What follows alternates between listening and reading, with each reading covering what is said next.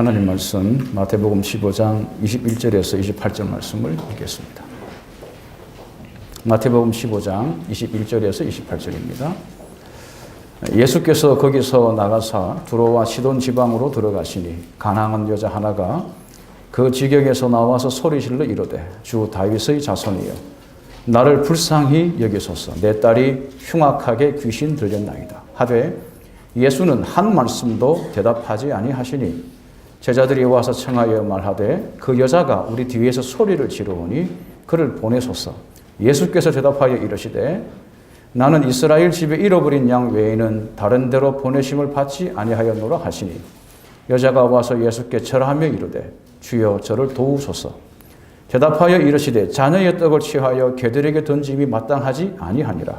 여자가 이르되 주여 옳소이다마는 개들도 제 주인의 상에서 떨어지는 부스러기를 먹나이다.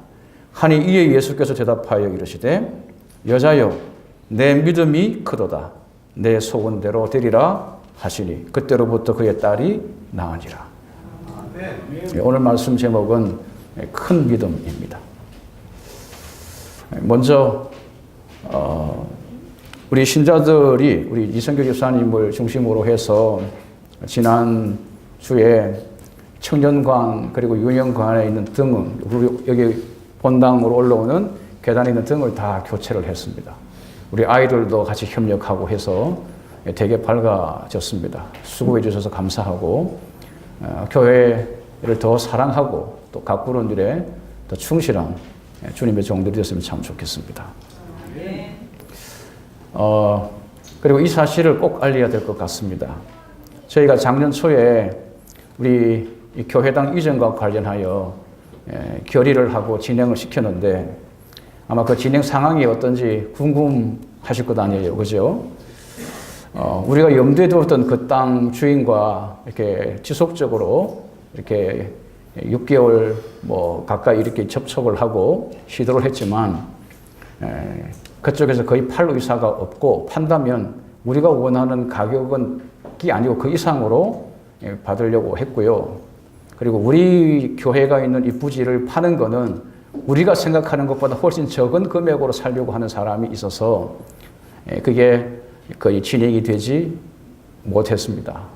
그러는 중에 여기 에이스 침대 측에서 건물을 다 짓고 그리고 감사하게도 우리 예배당 멀리 이렇게 지어서 담을 다 헐고 나니 해운대에서 나올 때 저희 교회가 훨씬 더 선명하게 보이게 돼서 그건 참 다행인 것 같습니다.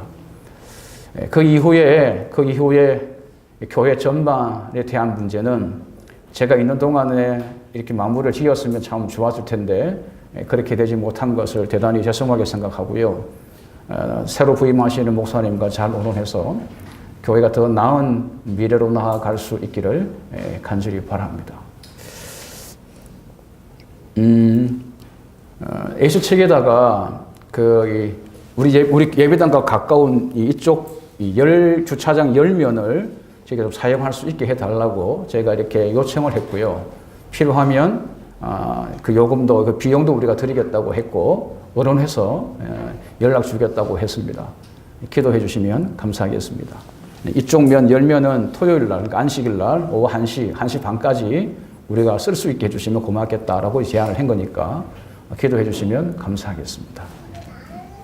그리고 혹시 늦게 오시는 분들을 위해서입니다. 이것 때문에 일부러 늦게 오시면 안 되고요. 홈플러스에도 우리가 우리 최덕 집사님의 이 말씀을 따라서 5대 정도는 우리가 드릴 수 있습니다.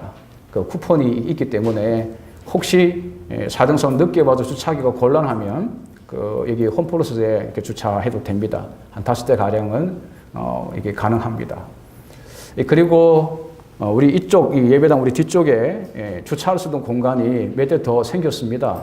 그 에이스 땅 그 뒤로 보면 이렇게 펜스를 치고 울타리를 치고 이렇게 좀 뒤로 이렇게 그 사이지 않습니까? 저쪽 벽면 사이에 2대 혹은 3대 정도는 될 수 있으니까 지혜를 잘 모아서 주차하시면 좀 불편하지만 그런 대로 지낼 수 있을 것 같습니다.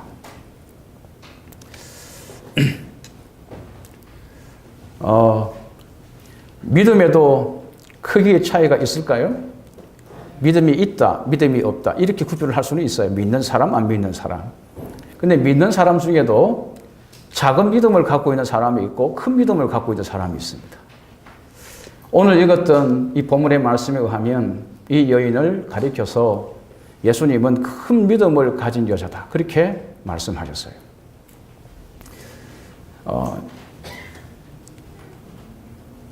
예수님이 제자들을 향하여 몇 번 말씀하신 그 내용 가운데 뭐라고 말씀하셨냐 하면 믿음이 작은 자들아.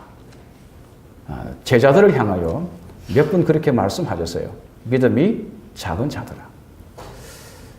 예수님 앞에서 또 예수님과 함께 다니면서 말씀을 배우고 예수님이 행하시는 그 사랑의 증거들, 능력의 증거들을 본 제자들은 예수님으로부터 믿음이 작다라는 말씀을 들었어요. 근데 예수님을 한 번도 만난 적이 없어요. 요새 말로 하면 성경 공부 제대로 한 적도 없어요. 교회를 다닌 적도 없어요. 근데 예수님을 처음 만났는데도 불구하고 예수님은 이 여자를 가리켜서 믿음이 크다고 말씀하셨어요. 믿음이 크고 작음은 신앙의 연수와 관계되어 있지 않습니다. 또 성경을 얼마나 많이 아느냐와도 상관이 없습니다. 성경을 읽으면 참 이렇게 희한해요. 그죠? 많이 배우고 오래 다니면 믿음이 더 좋아야 되는데 꼭 그렇지는 않은 것입니다. 처음 교회 나온 사람이 몇십 년 교회를 다닌 사람보다 믿음이 더 좋을 수가 있습니다. 우리 센텀교회 성도들이 주님이 이 여인에게 말씀하셨던 것처럼 내 믿음이 크다 그런 소리를 들었으면 참 좋겠습니다. 어떤 믿음일까요? 어떤 믿음이기에 이 여인의 믿음을 가리켜서 큰 믿음이라고 말씀하셨을까요? 산을 옮길 만한 믿음이 있어도 뭐가 없으면요? 사랑이 없으면 헛것이죠. 결국 미리 말씀을 드립니다마는 하나님의 사랑을 조금도 의심하지 않고 믿는 것입니다. 하나님의 사랑을 조금도 의심하지 않고 믿고 의지하고 따르는 것입니다. 그게 큰 믿음입니다.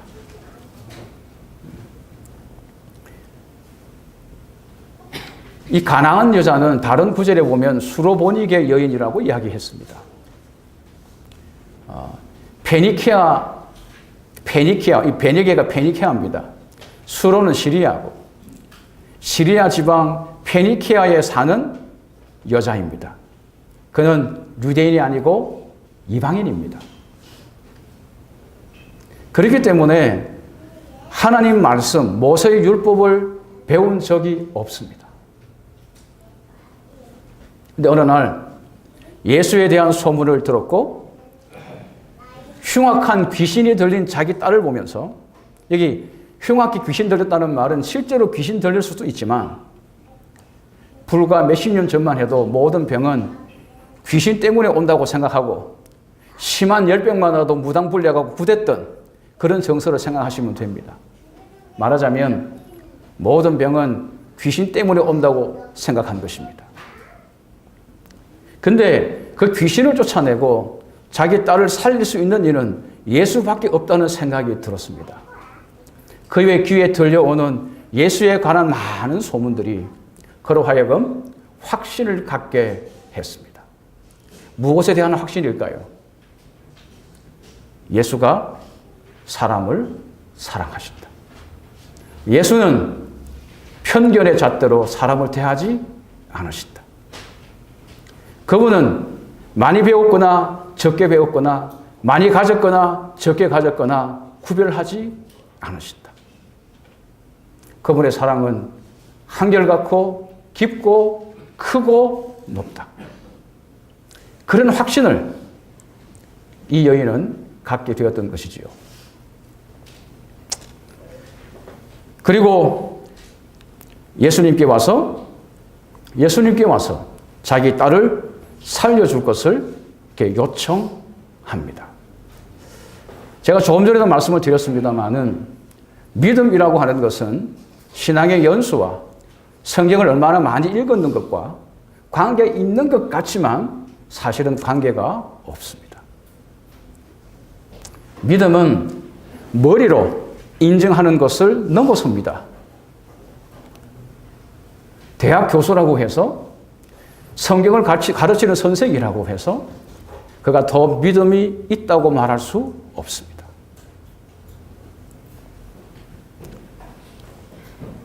어떤 주어진 숙제를 잘 해결해내는 의지가 굉장히 강한 사람이 있다면 혹시 우리 가운데 그런 사람이 있을 수 있어요.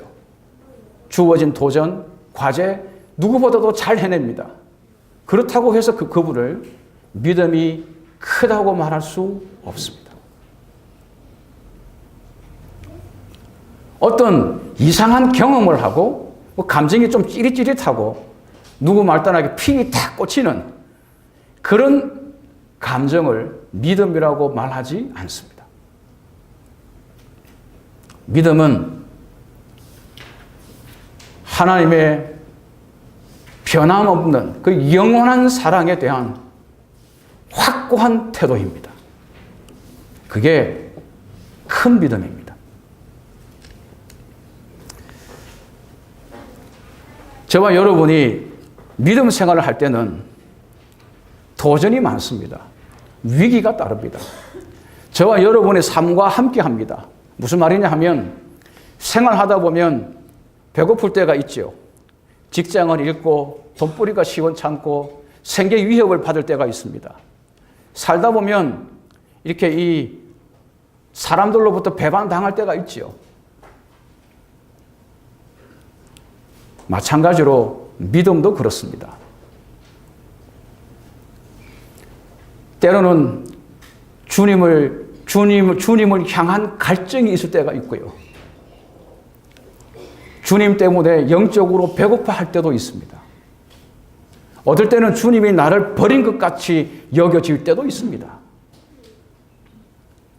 그럴 때 우리의 믿음이 얼마나 확실한지 드러나죠. 다시 말씀을 드립니다마는 내 삶이 어떻게 변하든지와 상관없이 그분의 사랑에 대한 확고한 신뢰, 요동하지 않는 신뢰, 그게 큰 믿음이지요. 여인이 나와서 소리를 질렀습니다. 소리를 질렀습니다. 자그마한 소리로 이렇게 예수님을 부른 게 아니고 소리 질렀습니다. 그는 정말 절박했습니다. 이렇게 불렀습니다. 주 다윗의 자손이요. 이 말이 무슨 말입니까? 당신은 그리스도이십니다. 많은 유대인들이 예수님이 그리스도이기를 원했습니다. 역사 속에서 하나님이 자기 백성을 구원할 자로 보내신다고 한 그분이 예수이기를 원했습니다. 하지만 정말 정작 예수님이 그리스도라는 확신은 갖지 못했습니다. 근데 이 여인은 예수를 그리스도라고 확신하는 것입니다. 자기를 구원하기 위하여 하나님이 보내신 바로 그분이라고 믿는 것입니다. 성령께서 그녀에게 그런 확신을 갖게 하신 것이죠. 나를 불쌍히 여겨주십시오.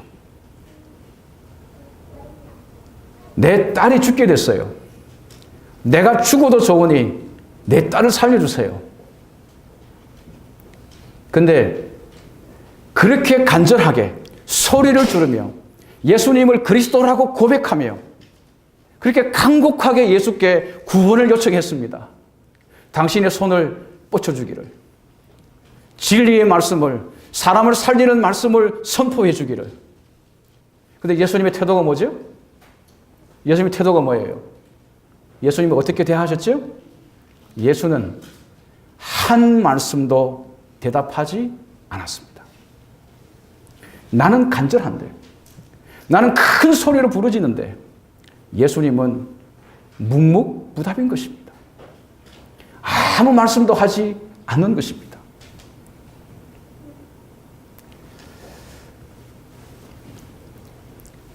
사랑하는 성도 여러분, 예수 믿는 사람들이 가지는 가장 큰 시험은 내가 그토록 믿고 의지하는 예수님이 나한테 침묵하고 있다는 생각이 들 때입니다. 대답하지 않는 것입니다.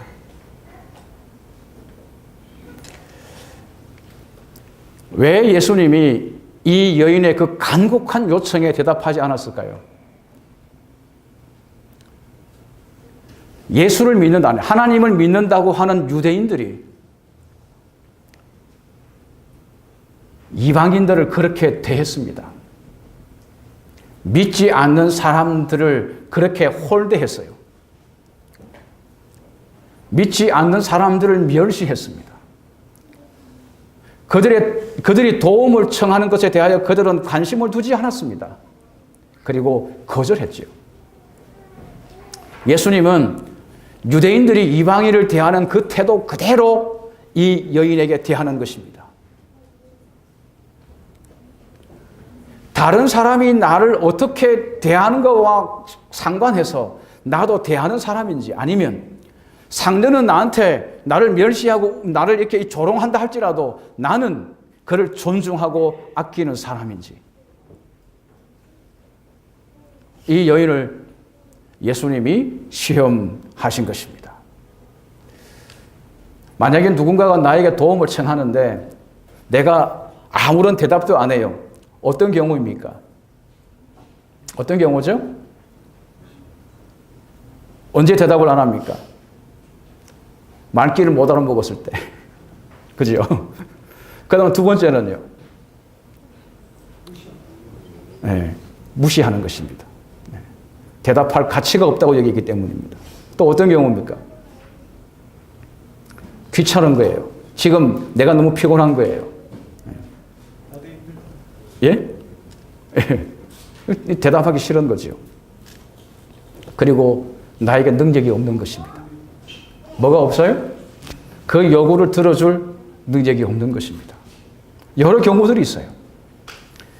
그런데 저와 여러분이 하나 확실하게 가져야 할 주님에 대한 태도가 뭐냐 하면, 그분의 대답 없음은 결코 무관심하다거나 능력이 없다거나 하는 것이 결코 아니라는 것입니다.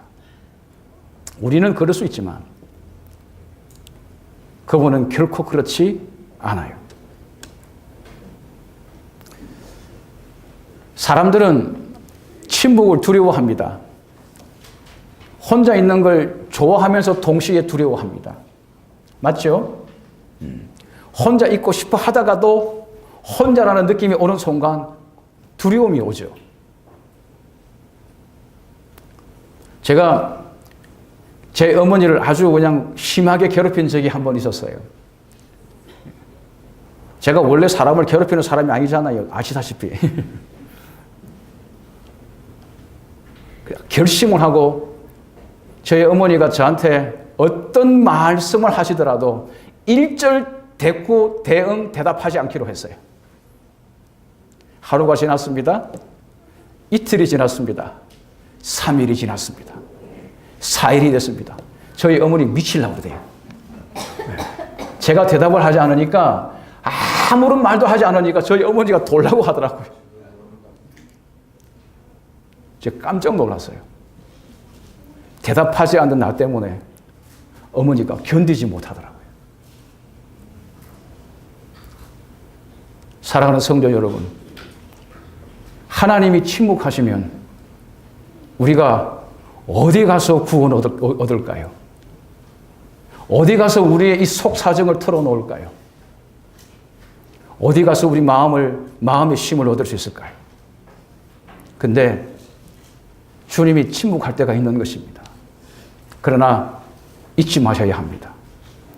그분의 침묵은 더 높은 대답입니다. 더 크고 깊은 대답입니다. 예수님은 말씀이시죠. 그분은 말씀이신 하나님이십니다. 그분은 하나님이 누구이신지 온 생애와 가르침을 통해서 가르치신 분이십니다. 그렇기 때문에 그분의 침묵도 사실은 말씀입니다. 그분의 침묵도 말씀입니다. 우리도 그렇잖아요. 대답하지 않아요.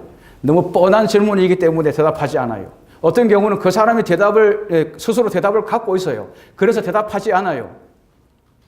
우리가 대답하지 않는 이유가 많잖아요. 대답하지 않으면서 대답을 읽어야 하는 것이죠. 사랑하는 성도 여러분, 저와 여러분이 하나님께 도움을 구했는데 그분이 조용하시다면 우리를 영원함으로 이끌기 위한 그분의 높은 계획이 있다고 믿으시기 바랍니다. 목견대하고 뛰쳐나가지 마시고 묵묵히 기다리십시오. 그분의 음성을 듣게 될 것입니다. 그분의 살아계심을 경험하게 될 것입니다. 이사야 55장 8절 9절 다 아시는 말씀이죠? 같이 한번 읽어보겠습니다. 시작. 여호와의 말씀에 내 생각은 너희 생각과 다르며 내 길은 너희 길과 달라서 하늘이 땅보다 높음같이 내 길은 너희 길보다 높으며 내 생각은 너희 생각보다 높으니라. 하나님의 생각은 더 깊고 더 크고 더 높습니다.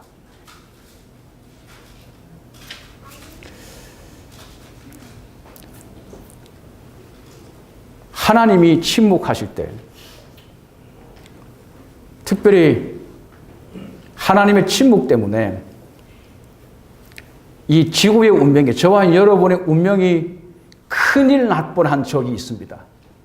언제일까요? 우리 주님이 십자가에 못 박혀 돌아가실 때입니다. 그분은 하나님의 아들이시지만 우리가 똑같은 육체를 입고 사람이 되신 분이시거든요. 그가 우리를 죄로부터 구원하기 위하여 우리의 죄를 짊어지시고 십자가에 달리셨을 때 하나님의 진노가 그 예수님이 짊어진 그 죄에 대하여 이렇게 쏟아질 참입니다. 예수님이 이렇게 부르짖었어요. 엘리 엘리 라마 사막다니 나의 하나님 어찌하여 나를 버리셨나이까. 하나님이 자기를 버렸다는 생각이 예수님께 들었어요. 이 말은 무슨 말입니까? 나를 버리지 말고 뭐 해달라는 이야기입니까? 나를 구원해 주세요. 그 말인 것입니다. 저와 여러분의 구주로 오신 예수님이 죄를 짊어지시고 거기에 임한 하나님의 진노를 생각하니까 견딜 수 없는 것입니다. 하나님과 영원히 함께하고 싶은데 하나님과 영원한 단절이 오게 된 것이죠. 그래서 하나님께, 아버지께 부르짖었어요. 나의 하나님 어찌하여 나를 버리셨나이까. 나를 제발 살려주세요. 근데 하나님이 이 기도에 어떻게 응답하셨습니까? 십자가에서 내려오게 하셨습니까? 아니면 십자가에서 죽도록 내버려 두셨습니까? 죽도록 내버려 두셨죠. 하나님은 주님의 살려달라는 소리에 대답하지 않았습니다. 그것 때문에 저와 여러분이 오늘 여기 살아 있습니다.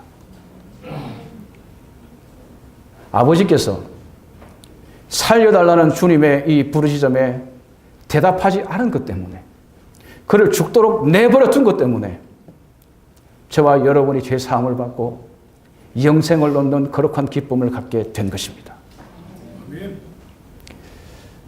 이 하나님의 침묵이 저와 여러분의 구원의 근원이 된 것입니다.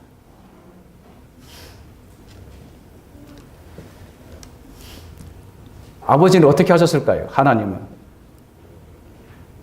침묵하는 가운데 예수님의 죽음에 참여하셨습니다. 같이 죽으신 것입니다. 저와 여러분이 꼭 사람이 죽는 것과 이 하나님이 죽는 것을 똑같은 차원에서 생각하시면 안 돼요. 예수께서 죽으셨잖아요. 그때 누구도 죽었다고요? 사도행전 20장 28절에 보면 교회를 가리켜 이렇게 기록합니다. 하나님이 자기 피로 사신 교회다. 예수님이 피 흘리실 때 누구도 피 흘렸어요? 하나님도. 사랑하는 여러분, 예수님은 그저 능력 없고 또 무관심해서 대답하지 않는 게 아닙니다. 저와 여러분이 역경과 고난 가운데 있을 때, 배고프고 공경 가운데 있을 때 주님이 그 고통의 현장에 우리와 함께 하십니다. 같이 아파하고 같이 괴로움 당하고 같이 버림받고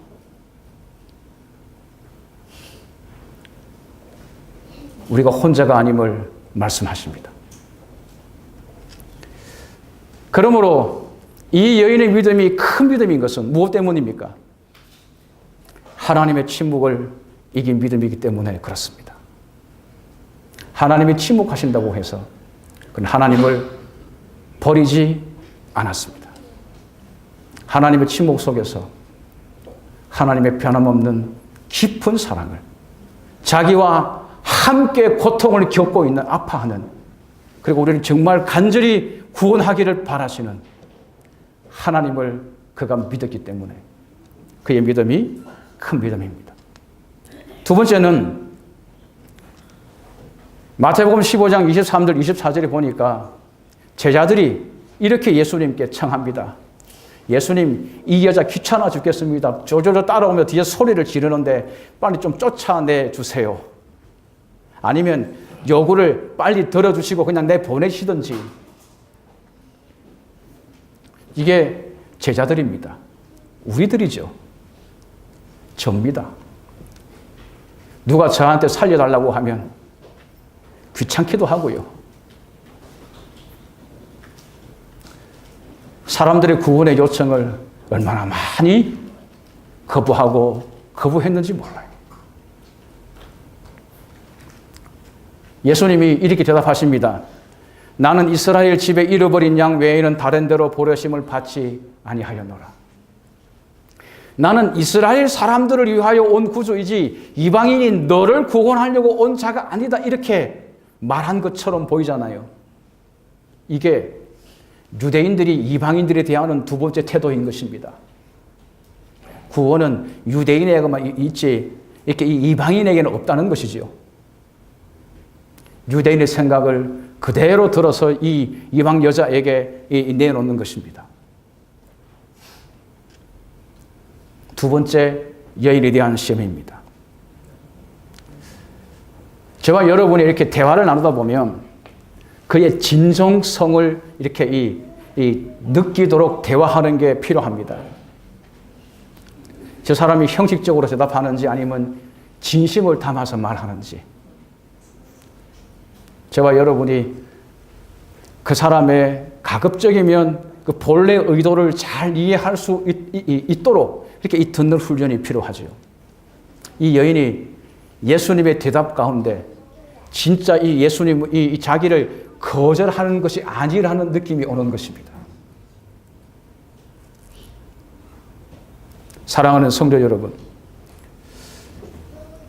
예수를 믿지 않는 세상의 모든 사람이 이스라엘 집에 잃어버린 양입니다. 하나님이 아브라함을 불렀을 때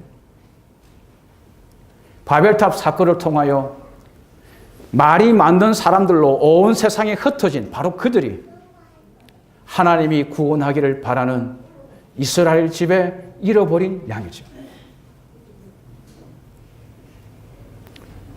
예수 믿는 모든 사람은 인종을 초월해서 예수 안에서 영적인 이스라엘인 것입니다. 시대의 소망에 보면 이런 말씀이 있습니다. 이 여인은 이스라엘이 구원해야 할 잃어버린 양 중에 하나였다. 그러므로 예수님은 이 여인을 향하여 뭐라고 말씀하시는 거죠? 나는 이스라엘 집에 잃어버린 양 외에는 다른 데로 보내심을 받지 아니하였도다. 무슨 말입니까?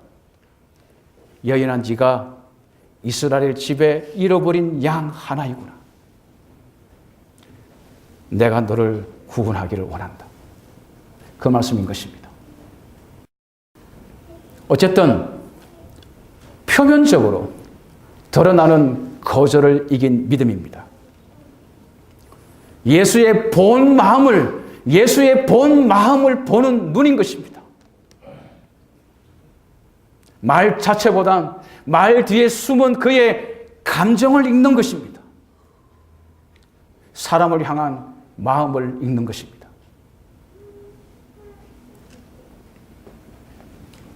예수님이 이 여인을 얼마나 구원하기를 원하는지 느꼈습니다. 그래서 이 여자가 이렇게 합니다.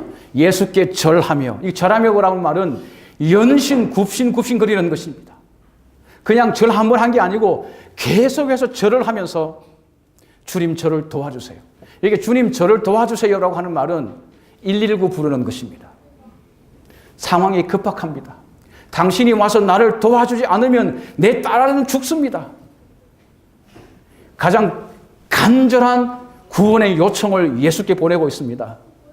연신 뭐 하면서요? 절하면서. 왜 이 여인으로 하여금 그렇게 하게 만들었을까요?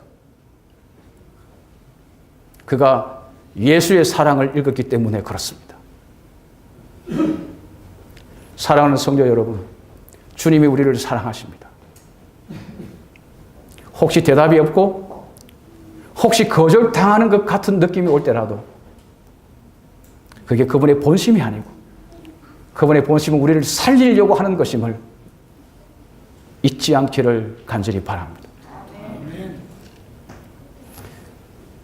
세 번째, 이 여자의 믿음은 인격적인 모독을 이긴 믿음입니다. 이렇게 대답하십니다. 예수님이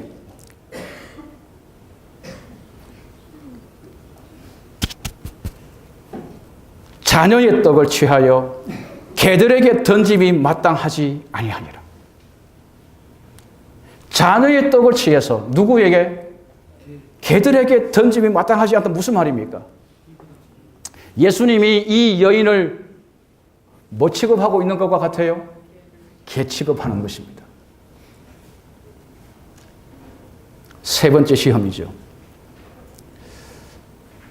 예수님이 이렇게 말씀하신 적이 있습니다. 산상복음에 보면 거룩한 것을 개에게 주지 말라. 거룩한 것을 누구에게 주지 말요? 이 말은 거룩한 것을 개 같은 사람에게 주지 말라는 말입니다. 그런데 예수님이 이 여인 앞에서 자녀의 떡을 취하여 개들에게 던짐이 마땅하지 않다고 말씀하십니다. 이는 개다. 그러니 거룩한 것을 받을 자격이 없다라고 말씀하시죠. 한번 여쭤보겠습니다. 제가 이 센텀교회 부임에서 맨 먼저 했던 설교가 하나님의 형상이었어요. 기억하시는지 모르겠네요. 제가 하나님을 믿는 이유. 그분이 저를 그분의 형상으로 지었다는 사실이 있습니다. 내가 얼마나 존귀한 자인지. 내가 감히 하나님과 마음을 같이 할 수 있는 자로 지음을 받았다고 하는 것. 내 같은 사람이 말이죠. 근데 그분이 나를 지금 뭐 취급하고 있어요? 개 취급하고 있는 것입니다. 여러분 대답도 안 해요. 예? 무시해요. 개 취급합니다. 그러면 여러분 예수 믿을 거예요? 아니면 뛰쳐나가실 거예요? 제가 봤을 때 열이면 열 다 뛰쳐나갈 것 같아요. 혹시 그렇지 않나요? 사랑하는 성도 여러분, 다시 말씀을 드리지만 저와 여러분이 그토록 드러나는 여러 환경과 조건을 때문에 예수를 판단하지 말기를 간절히 바랍니다.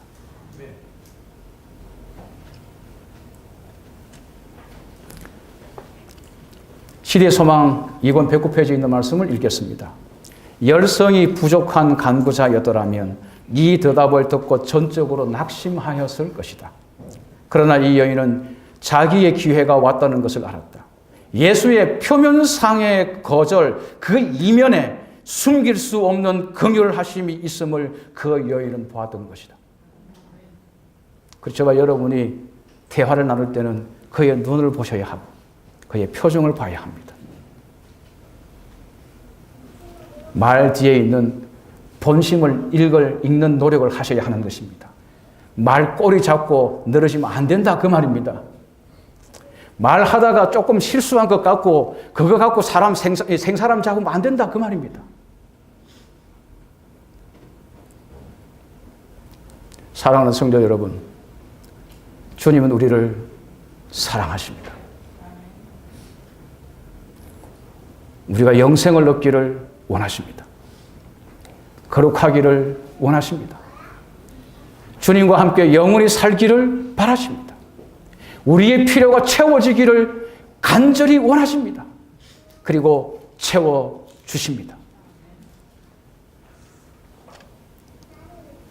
오직 더 높은, 더 깊은, 더 크고 더 넓은 주님의 생각이 있습니다.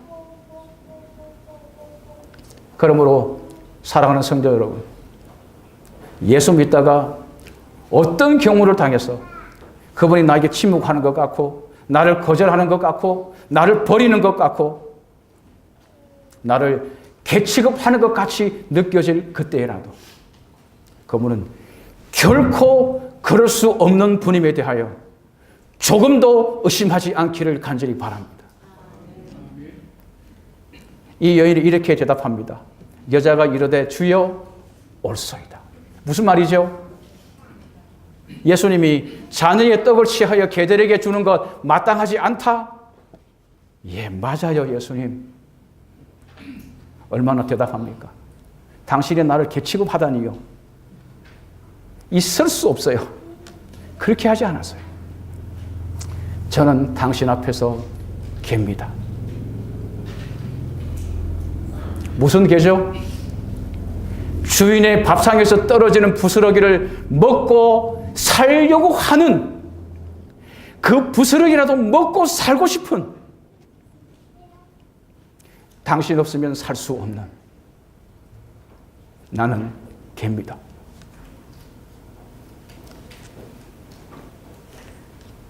사랑하는 여러분, 저와 여러분이 구원 얻는 것은 오직 그분의 은혜로 얻습니다. 그분의 은혜가 아니면, 그분의 베푸는 사랑이 아니면 우리는 구원을 얻지 못합니다.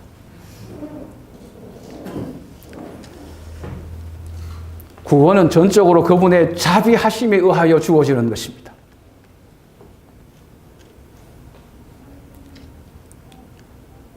저와 여러분이 하나님으로부터 구원을 얻는다면 구원을 얻을 만한 그 어떤 행동을 했기 때문이 아닙니다. 어떤 업적을 쌓았기 때문이 아닙니다. 혹 이 여인처럼 온갖 모욕을 무릅쓰고라도 신앙생활 끝까지 했기 때문이 아닙니다. 우리 신자들 가운데 오해하는 사람들이 있어요. 끝까지 버티면 구원 얻어. 아니에요. 끝까지 버틴다고 구원 얻는 게 아니에요. 그분의 사랑을 붙잡는 것이 구원을 주는 것입니다. 그분의 영원한 사랑이 우리를 구원하십니다. 그분의 사랑이 아니면 저와 여러분의 그 어떤 행복도 없기 때문에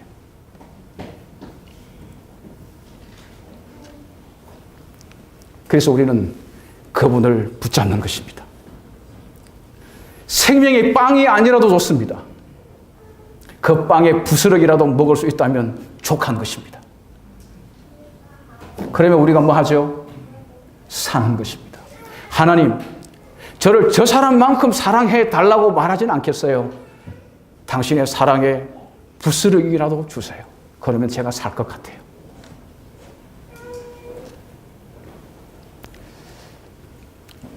저와 여러분이 지금 이렇게 살아가고 있는 것 하나님의 은혜입니다. 여인이 이렇게 이야기했어요. 주여 옳습니다. 이걸로 끝나지 않았어요. 많은. 근데요 하나님, 옳아요. 나는 개 같은 사람 맞아요. 하지만 나는 당신의 빵 부스러기가 필요한 사람이에요. 그거 청소하지 마세요. 내버려 두세요. 내가 먹게요. 내가 당신의 사랑을 힘입어 살고 싶어요.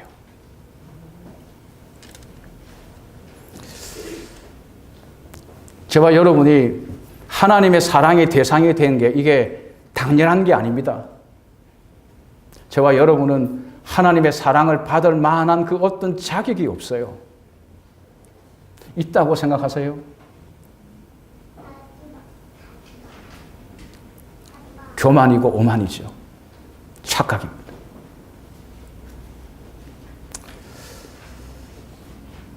이제 말씀을 마쳐야겠습니다. 어떤 사람들이 자신의 구원을 위해서 기도하고 명령을 따라 순종하고 오래 참았고 견뎠으니 하나님이 내 필요에 내 요구에 응답해야 한다는 것 틀렸습니다. 하나님이 우리를 살리시는 근거, 응답의 근거는 오직 우리를 향한 그분의 사랑 때문입니다. 그 사랑 때문에 그분이 우리를 위하여 죽으신 것입니다. 사랑이 구주를 죽게 한 것입니다.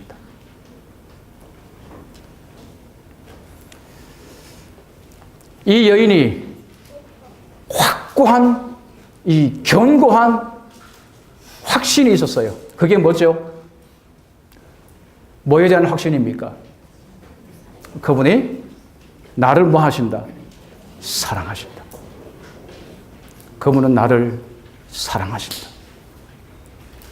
그분은 절대로 나를 버릴 분이 아니다. 그분은 영원히 나를 향하여 입을 닫고 대답하지 않는 분이 아니다. 침묵 속에도 그분의 대답이 있고 마침내 그분의 사랑의 음성으로 나를 살려낼 것이다. 이 여인의 믿음은 예수의 사랑을 전적으로 믿고 의지한 것입니다. 그 믿음을 큰 믿음이라고 해요. 무슨 믿음이라고요? 큰 믿음.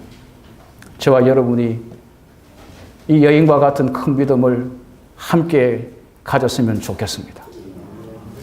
예수 가까이에서 예수의 말씀을 듣고 예수께서 행하신 이적을 보고도 믿음이 작은 자들아 라는 소리를 들었던 제자들, 저와 여러분이 시간이 지나면 믿음이 자라겠지만 바라기는 이 여인이 가진 하나님에 대한, 예수에 대한 확고한 사랑, 그 의지, 불변하는 신뢰, 예수와 함께하는 저와 여러분이 됐으면 참 좋겠습니다. 시편에 보면 이런 말씀이 있습니다. 왜 하나님이 우리의 간구에 응답하실까? 왜 하나님이 우리의 필요를 채워주실까? 주의 이름을 아는 자는 주를 의지하오리니 이는 주를 찾는 자들을 버리지 아니하심이니이다. 버리지 않음을 믿기 때문에 그렇습니다.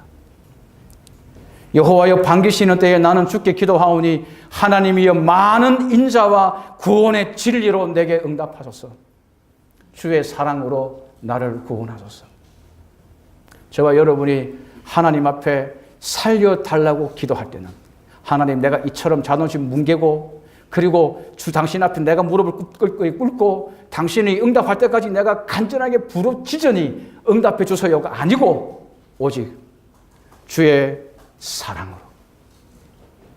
오직 주의 자비하심을 따라 아버지 저를 구원해 주십시오. 주님의 사랑을 전적으로 신뢰하는 우리 성도들이 되기를 간절히 바라며 말씀을 마치겠습니다.